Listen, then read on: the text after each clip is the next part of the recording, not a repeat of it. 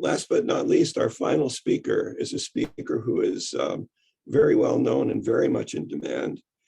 It's Susannah Fullerton, a scholar, lecturer, and author, who is the longtime president of the Jane Austen Society of Australia. Susannah, over to you. Thank you, Bob, and it's really lovely to be taking part in this international conference. I have to say I do feel quite well qualified because I am a very international Janeite. My parents tell me I was conceived in America. I was born in Canada. I grew up in New Zealand. I was educated in Scotland. I married a South African, and I now live in Australia. And over the course of my time as president of JASNA, which I think is a truly wonderful organization, I have given talks in many different Jane Austen groups around the world, in England, Scotland, Ireland, the USA, Canada, New Zealand, Australia, of course, and also in the Netherlands. And I was involved in the world's first joint meeting between the Jane Austen Society of Australia and the Jane Austen Society of Italy. So it has been very exciting to meet Janeites from around the world. Earlier, Joanne mentioned Steventon, the property in New Zealand that was lived in by, or established by, the Knight boys, Jane Austen's great nephews. I've been lucky enough to visit Steventon. She also mentioned the Bigwither family in Australia. I've met the Bigwithers as well. So I've been able to connect with many of the different aspects of the talks given throughout this really interesting day. But today I'm going to be having a look at Jane Austen in Australia. And in the year that Jane Austen was born, which was, I'm sure you all know, in 1775, Captain James Cook was made a Fellow of the Royal Society in recognition of his achievements in reaching Botany Bay and claiming New South Wales for the British government, and also for landing on the islands of New Zealand. So this was a fairly momentous event, that this man had sailed to the other side of the world, and this was recognised by the Royal Society. Now, George and Cassandra Austen, at home with their new baby girl called Jane, although originally in a letter it said she was to be Jenny, could never have dreamed that a society in their daughter's name would one day exist in those new British territories on the other side of the world. How astonished they would have been had they realised that one day their daughter would be internationally famous. And I think the conference today has really shown just how incredibly international Jane Austen actually is. When little Jane was 2 years of age, Captain James Cook made his second voyage. So you can see his first there in the red lines, his second in the green lines, quite a curvy, twisty voyage, that one, and then the third with the blue lines. So she was, of course, at this stage far too young to have any understanding of the other side of the world and what was going on in those places.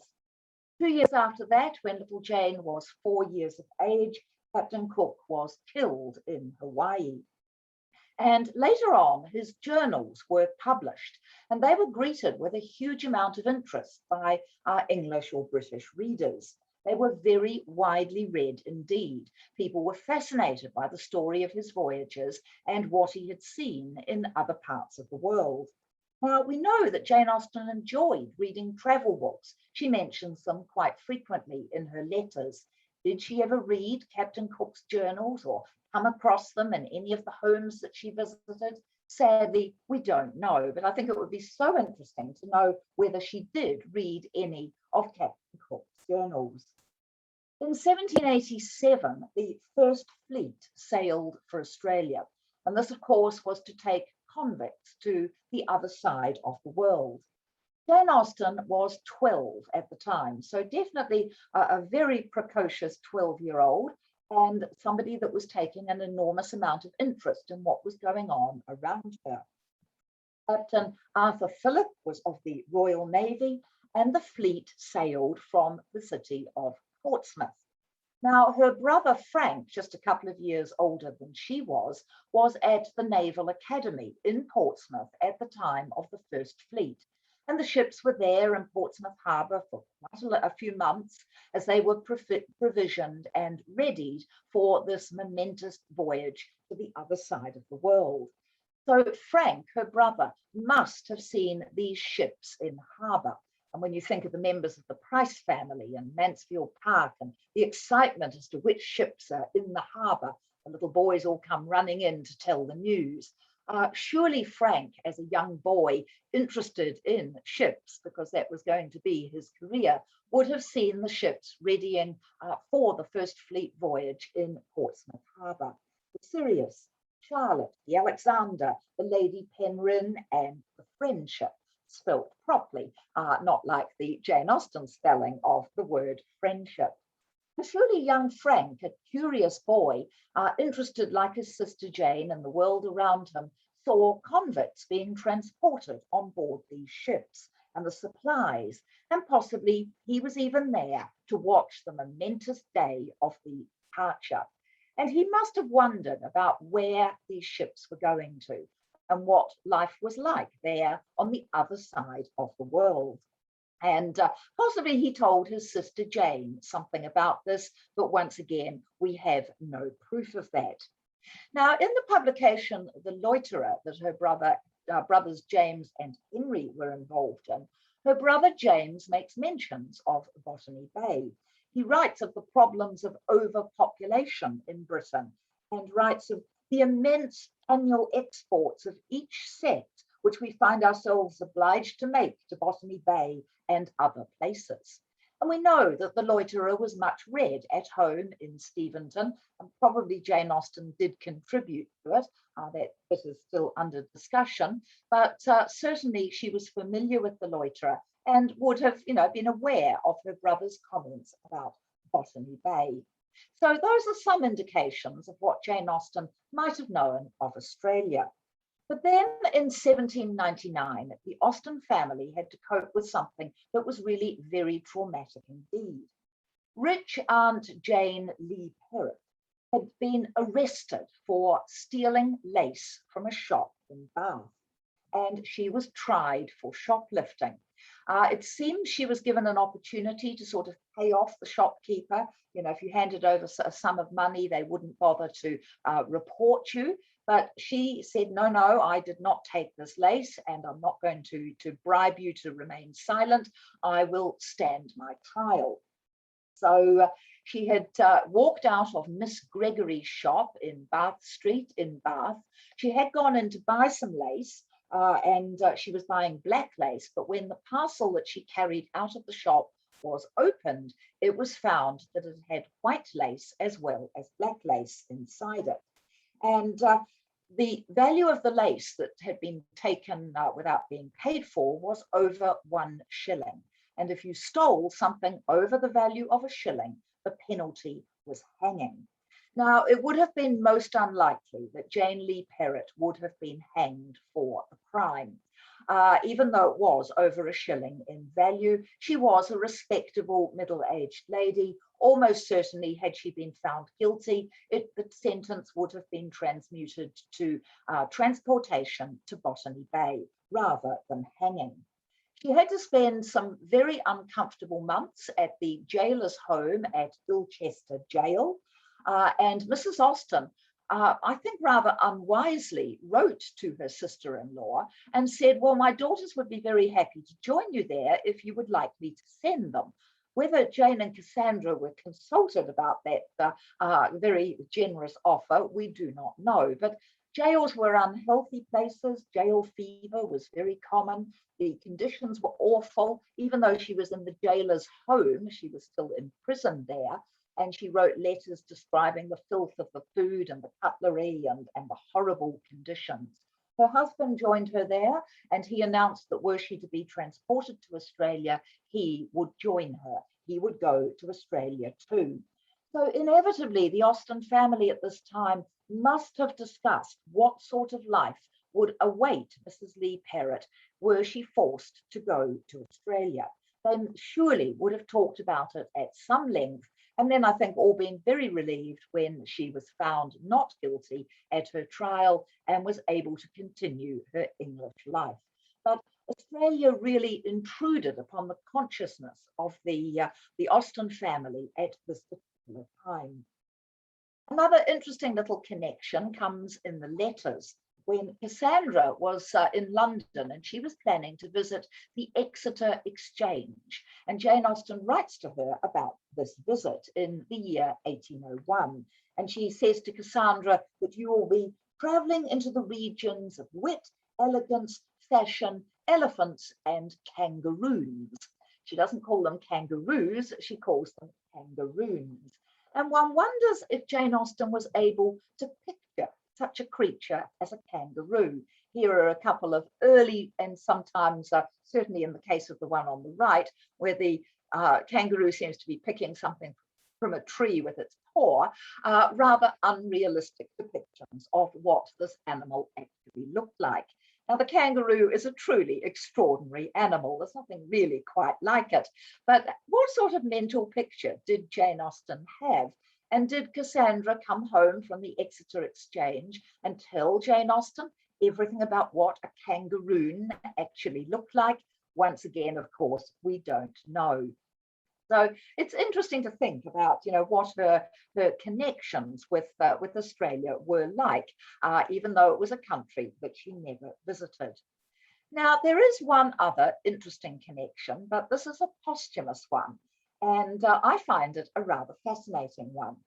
In the year 1844, so quite some time after Jane Austen had died, on the 13th of February, 10,000 people turned up on this warm, sunny February day in Sydney to watch a hanging just outside of this jail. It is now East Sydney Technical College, but it was then called Darlinghurst Jail.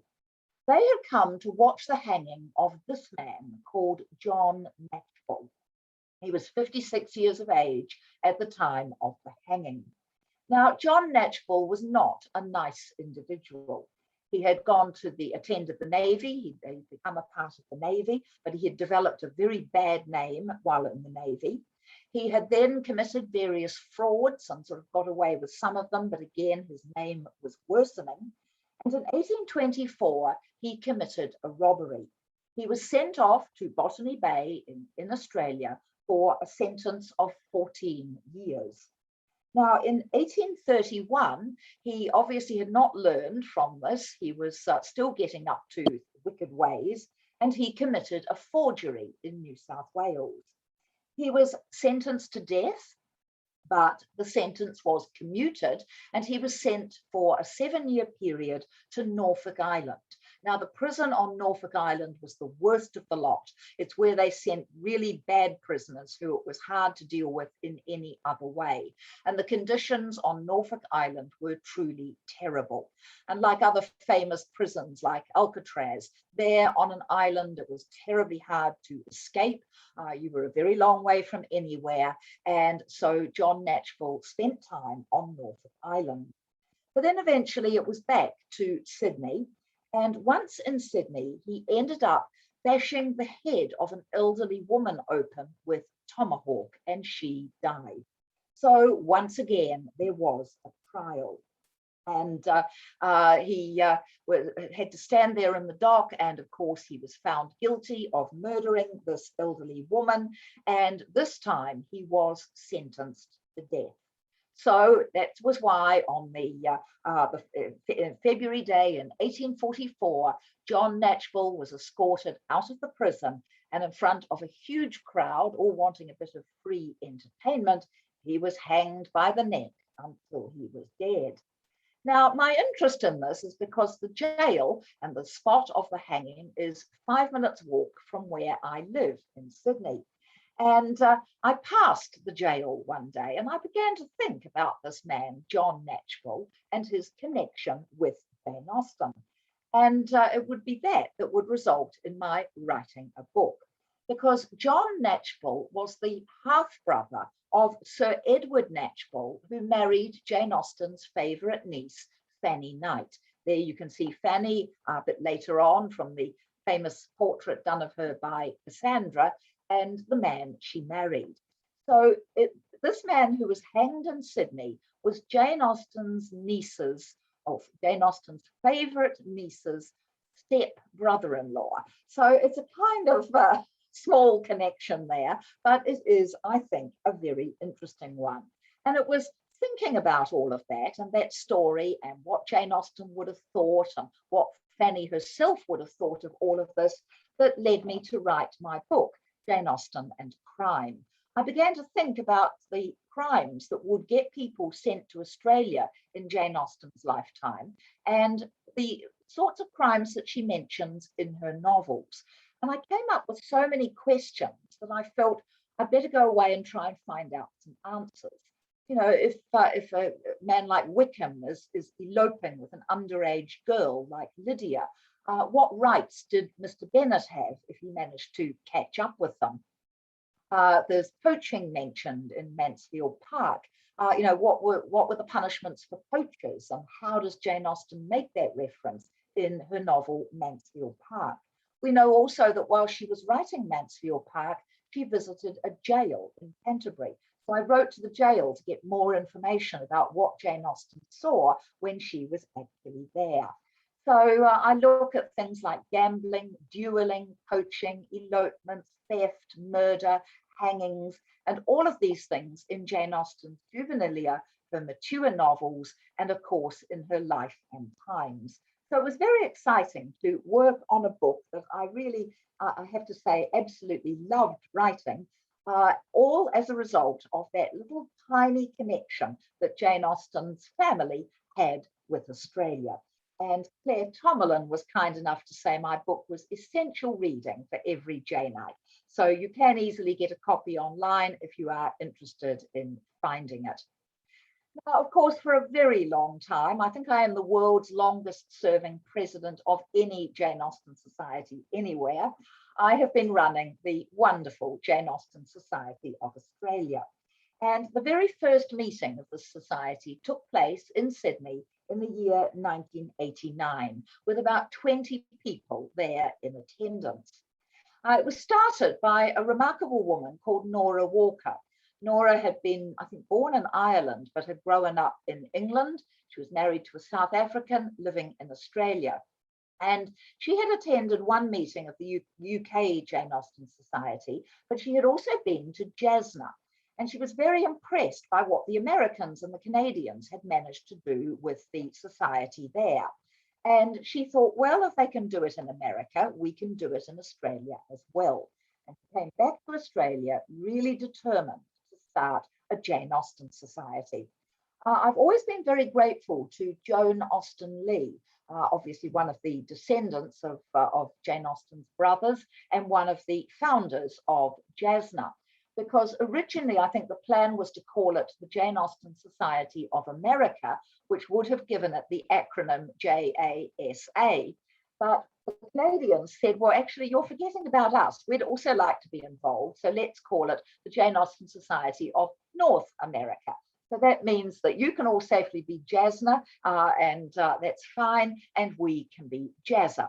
So JASA is what we have become. Now, Nora was, I think she missed her calling. She really should have been a sergeant major in the army. She was the ideal person to start the society because she dragooned everybody into getting involved.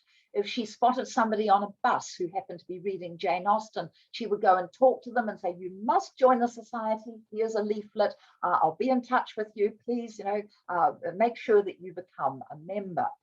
And she chose as our society patron, Dr. Yasmin Gunaratne, who is originally from Sri Lanka. Yasmin had written a book on Jane Austen. She was a lecturer about Jane Austen at Macquarie University in Sydney. So she gave the very first talk for the society. And JASA, from that little group of 20, has grown and grown and grown. Here you can see a reasonably recent Christmas lunch with round about 200 people present at the Christmas lunch. This is also, of course, to celebrate Jane Austen's birthday, so it's always a very special occasion indeed. But JASA is now the largest literary society in Australia by a very long way. And I think I'm correct in saying that we have the largest regular attendance at our meetings of any Jane Austen society in the world. So usually at our meetings, we're getting around about 170, even 180 people at regular meetings. And the London Society, for example, doesn't get nearly as many as that. I don't think New York does either. I know that the JASNA AGMs get thousands of people, and that's fantastic. But at our regular meetings, which take place every 2 months, we do have truly fabulous attendances. We have members from around the world. So even if you can't attend meetings in Sydney, you are still able to get our wonderful publications. And Ruth mentioned Chronicle, our excellent newsletter. So the fabulous publications get posted to members around the world. And thanks to COVID, we are, of course, doing more Zoom events. Next year, we'll be conducting a study day by Zoom on the subject of Jane Austen and food. So that promises to be very interesting. And we're also starting an international Zoom lecture as an annual event. And we have a speaker from America on our next year's program. We hold conferences, either weekend conferences somewhere out in the country or in Canberra or other towns in cities in New South Wales. We hold regular study days, country weekends, and always, of course, the special event at Christmas. And we have had speakers come to us from around the world, and we've had some really wonderful speakers. We have also launched different books, and that's always exciting when one of our members writes a book and we are able to launch a very special publication by one of our members. So here are our 3 publications that you get as a member, posted to you wherever you might live in the world. Sensibilities is the very sort of academic journal. The talks given at our meetings are reproduced in this. That reviews very academic new books that are out. So a wonderful scholarly journal. Chronicle, edited by our fabulous Ruth Williamson, is again packed with interesting information, articles about things happening in the Jane Austen world, reviews of books, films, of some of the events that we hold, the fabulous Austen Passport, which has proved to be a really popular part of the magazine, and so much more. It's usually about 50 pages, beautifully illustrated and designed, a really fabulous publication, and we're very proud of it indeed. And then twice a year, our members also get, all of the publications are twice a year, a little sort of news sheet called Practicalities, which just keeps you up to date with, well, in recent times, changes of talks, because so many changes have had to be made thanks to COVID, but all sorts of snippets and a little book bag thing that I write. So lots of interesting things in Practicalities as well. And over the years, we have been able to enjoy some incredibly special events. We got terribly excited a few years ago when Adrian Lucas was going to come to Australia and was going to perform for us. I was actually going to be on stage with him, so I was so excited. And Adrian was going to stay at my place, which was an extremely exciting prospect. However, poor Adrian had to go to hospital 2 days before the visit, and he was forced very, very sadly to cancel his event. But we are still talking about it happening. And I recently interviewed Adrian on Zoom. He was charming and delightful and full of wonderful stories. He had spent time in Australia as a young man and as a boy. He'd been to school in Australia for a while. So he told us a bit about his connections with Australia. He talked about acting, Mr. Wickham. It was a truly fabulous performance. So this has been recorded. You can get hold of it through my website. So if you just Google my name, you can order the conversation with Adrian Lucas through my website. But we were once lucky enough to have Claire Tomalin come to give us a talk. That was a very special event. Elizabeth Garvey, who I think was the very best Elizabeth Bennet ever on screen. She came, and she and her lovely husband, Anton Rogers, stayed in my house. So it was wonderful having them to stay, and they did a joint performance, a sort of afternoon tea performance. And I'll never forget Anton being Mr. Woodhouse and eating an egg boiled very soft. It was absolutely magical. And to meet Elizabeth Garvey, my favourite screen, Elizabeth Bennet, was a very, very special occasion. Sandy Lerner, owner of Chawton Great House, came to talk and to launch in Australia the novel that she had written. So we've had, that's just a tiny smattering of some of the truly wonderful events that we have had over the years. Now, there are different Jane Austen groups around Australia, and some of them have more affiliation with JASNA than others. Some are sort of separate societies. It's all become rather complicated. I think the original plan was to have a model like JASNA's, with a sort of central organisation and the different chapters around the country taking a part and having turns at hosting the conferences. But somehow that way back in the day just didn't really work out. And so as a result, there are now some sort of separate groups, which does cause a little bit of confusion, but everyone has a nice time, so it doesn't matter. The Jane Austen Society of Melbourne, obviously based in Melbourne, and I know that Mercia Chapman, who runs that excellent group, is here with us today in this conference. The fabulous Brisbane group, which has been growing very, very rapidly.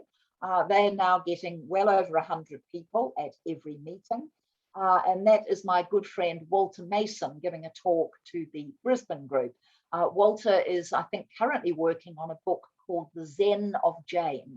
He's a Buddhist, and he gave us a fabulous talk in Sydney, and then he took his talk to the Brisbane group as well. And the Hunter Valley group, that's based near a city called Newcastle and around that area. There's an excellent group in the Southern Highlands. There's one in Canberra, there's one in Perth. And all of these groups are active. They welcome people to their meetings. And I think it shows just how alive and well Jane Austen is in this part of the world. Now, fortunately, JASNA members include many authors. And of course, I am one of them. Joanne earlier mentioned this little book, which was my very first publication, which I did with my good friend Anne Harbers, Jane Austen Antipodean Views. And I think that Joanne was quite right when she said that it didn't really show particular connection with place. It was obviously lots of people who loved Jane Austen and had come across her novels either at school or through their mothers or through film or whatever it might be. So it is full of really fascinating comments and responses to Jane Austen, from including at that time the Prime Minister and all sorts of really interesting people. And it also has some rather delightful Jane Austen cartoons in it. Those of you who know New Zealand will realise that the cartoon on the front is from a very famous cartoon called Foot Rot Flats. But actually, what was interesting I found when working on putting this book together was the views of some English people when it came to this book. And one of the people that I contacted was an actress called Googie Withers. She acted the part of Mrs. Allen in an early version, film version of Northanger Abbey. And Googie had moved to Australia. And I thought she would be a wonderful person to contribute to this book. So I sent her one of the letters asking if she would be interested.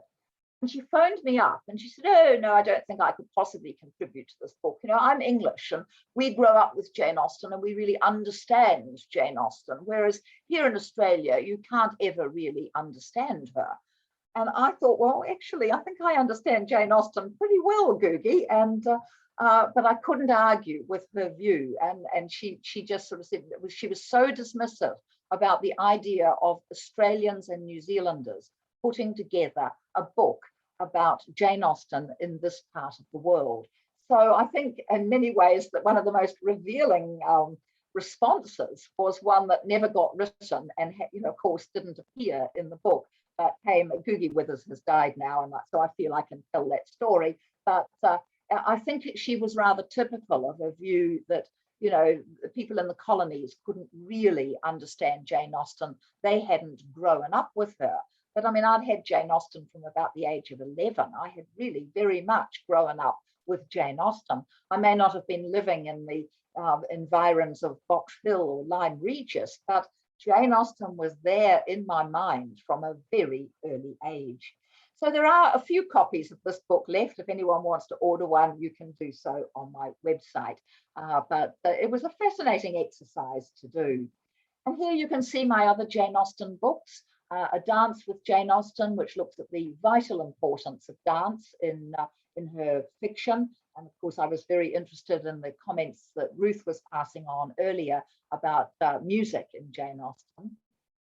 Then Happily Ever After, celebrating Jane Austen's Pride and Prejudice, which I wrote for the bicentenary of that much, much loved novel. I don't think I've ever enjoyed writing anything quite as much as I loved writing my book about Pride and Prejudice. And I do have a chapter in that on the translations. And one of the most interesting talks we ever had at JASNA was a German man, Professor Graver, who with his wife had translated all of the novels into German. And he talked about some of the huge problems of capturing her irony in another language. And what he had to say about the first sentence of Pride and Prejudice was just fascinating. In German, you send the verb to the end. And he said, of course, the sentence builds up to a climax, single man, possession of a large fortune, must be in want of a wife. And that's the climax of the sentence. But in German, when the verb has to go to the end, you lose all that sense of climax. And he said it was just one of the hardest sentences in all of Jane Austen to try to translate that famous opening. And then more recently, I wrote Jane and I, A Tale of Austen Addiction. That's just my little memoir that was to mark the bicentenary of Jane Austen's death. I wanted to really show just how much reading Jane Austen had changed my life. And when I say that to people, they sometimes look a bit puzzled and think, oh, really? She must be totally exaggerating. But my career has come from Jane Austen. Most of my friends have come from Jane Austen. The way I decorate my house, virtually everything in my life has been made better by reading Jane Austen. And that's what I wanted to show in my little memoir. But the Jane Austen Society of Australia has so many fabulous authors, and we've just been hearing from Judy Stove. We had great pleasure in launching her book, The Missing Monument Murders, a fascinating story at Stoneleigh Abbey. And then just recently, of course, her excellent book on Jane Austen's beloved friend, Anne Lefroy. So we're very proud to have Judy as one of our JASNA members. Michael Giffin, who is an Anglican priest, has written a book on Jane Austen and religion.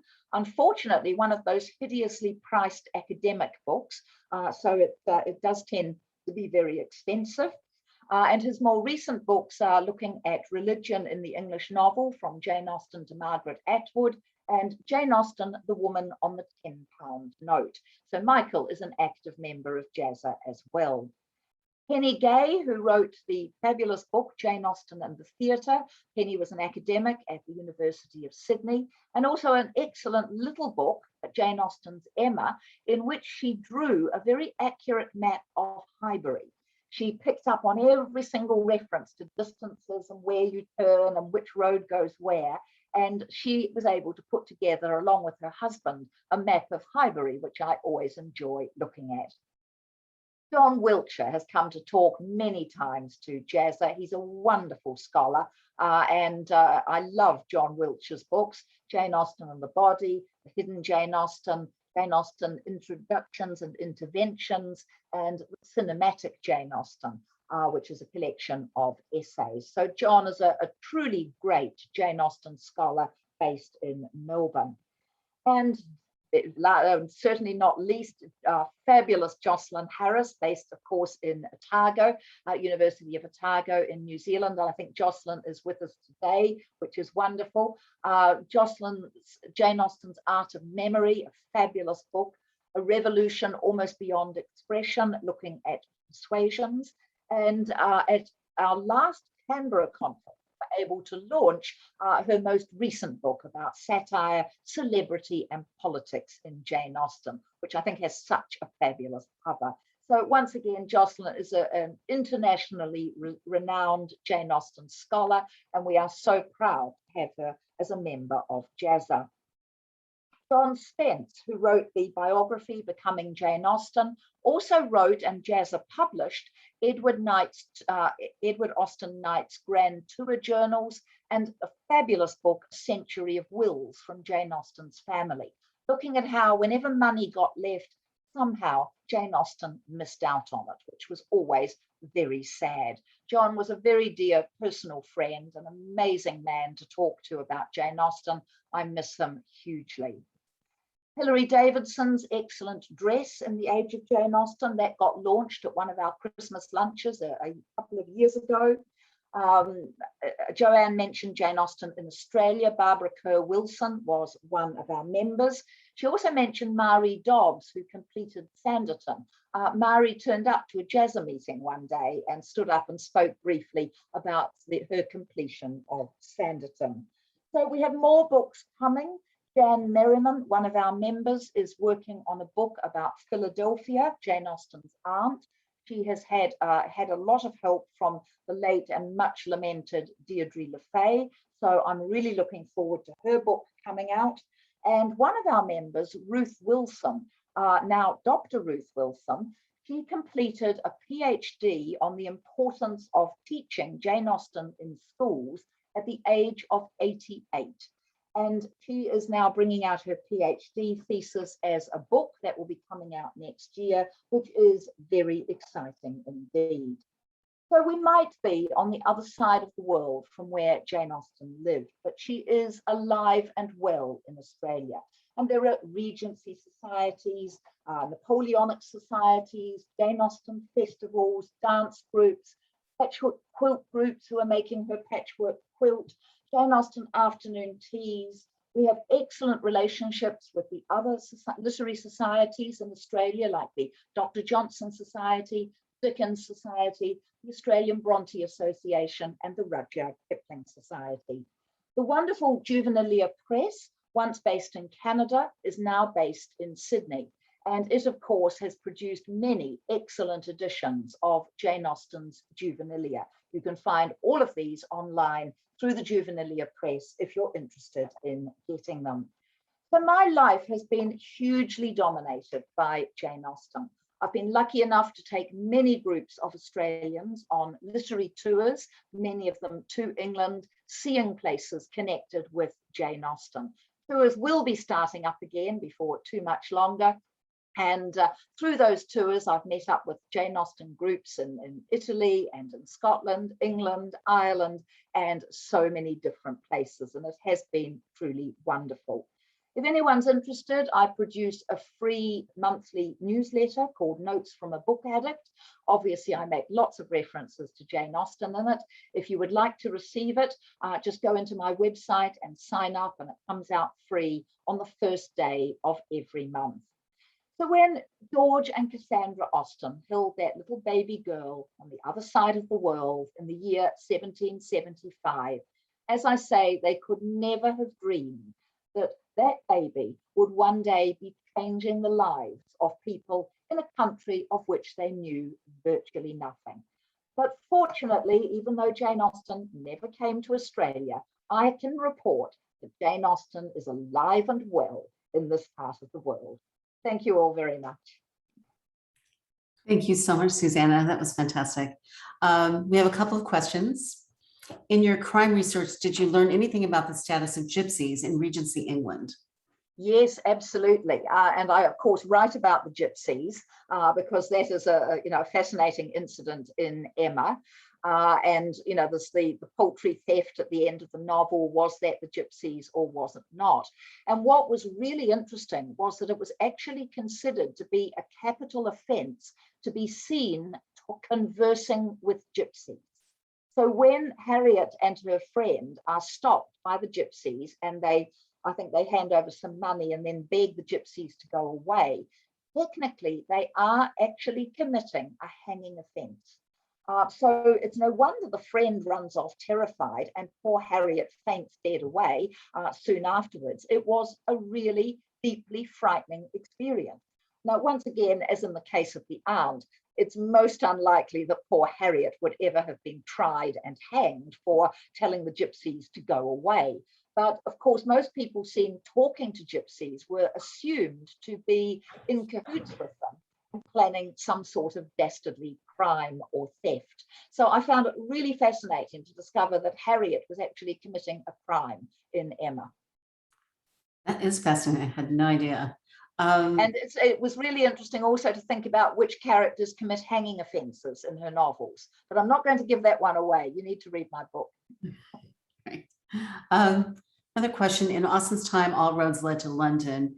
Was Sydney's status in Australia comparable after it became more than a penal colony? For quite a lot. I mean, Melburnians would probably argue with this great rivalry between Sydney and Melbourne. But yes, I mean, Sydney was the first established township, and gradually the explorers went out further over the Blue Mountains. They found other pasture lands where they could grow things. But Sydney, Botany Bay and then Sydney Harbour was, of course, the first place for white settlement. And we mustn't forget, of course, that this land was very definitely inhabited by Aboriginal people who were treated atrociously from the moment, really, that the white settlers arrived. But yes, Sydney was, for a very long time by far the largest place. And but of course, now it's not the capital city, that's Canberra. They couldn't solve that Sydney-Melbourne rivalry. They felt no, safer to choose somewhere else. So I didn't grow up in Australia. I'm a Kiwi originally. I grew up in New Zealand, but I've now happily made my home in Australia. I still miss New Zealand, but I love Australia as well. And I'm just so proud to be running this vibrant, fabulous literary society in Australia and spreading the word about Jane Austen. I go to schools, to libraries, to community groups, to fundraising, charity things. And I give talks about Jane Austen and hopefully persuade everybody that a life without Jane Austen in it is only a half life. They really have to do something about it and go away and read Jane Austen. Absolutely. How do people not living in Australia become members of JASNA? Well, you can join on our website. So that's very easy. Just Google Jane Austen Society of Australia. Actually, I'll let you into a secret. If you join at this time of the year, you are covered for the rest of this year and all of next year. So just sort of join for next year and you'll get the publications that come out in December complimentary. So we've got members in Europe, in America, North America, in the UK, Japan, all over the place. So we would love to have more international members. And it was mentioned earlier by Juliet that she and I sort of came up with that idea of an international Jane Austen conference held in Hawaii. And in the end, of course, nothing happened because you need to do a huge amount to organize a conference from somewhere else. But maybe it's an idea we can put forward and think of, a conference in Hawaii that would be an international event where representatives come from Jane Austen societies in the Netherlands, Italy, Spain, Singapore, Japan, Argentina, Brazil, the UK, the USA, Canada.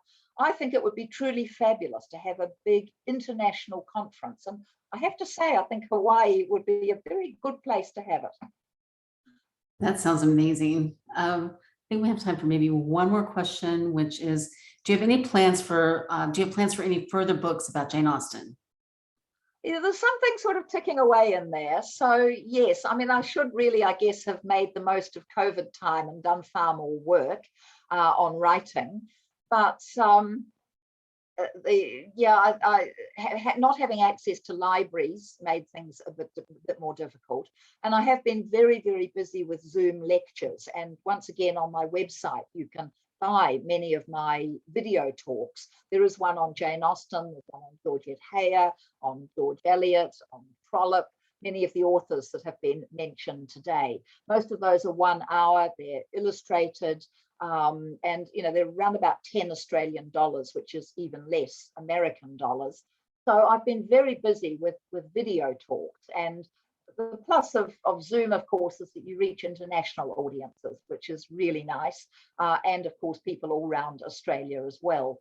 So I've loved doing my video talks, but yes, I am keen to get back to some writing, and I'll let that idea percolate a little bit longer and I'll see how I go with that. And I'm to be a plenary speaker at the next JASNA AGM in Victoria in Canada. I'm so excited. I just desperately hope that no COVID border closures get in the way of it, because I'm so looking forward to seeing that beautiful city, and of course reconnecting with so many of my JASNA friends, and I can see some of you attending here today. So it will be so special to be at that, seeing lots of people that I know and am so fond of from JASNA. So it's been a real privilege to be involved in the conference today. And I'd like to say a huge thank you to Bob and to Susie for organising this, because I know how much work goes into organising an event. So a very big thank you from me, and congratulations on putting together a splendid program and coping with all that hard work that I know you have both had to do. Thank you, Susannah. And thanks to everybody who presented today. Thanks for all of the wonderful people who came and attended. We're about to close. I just want to tell you, hopefully we will, the videos will come through really well.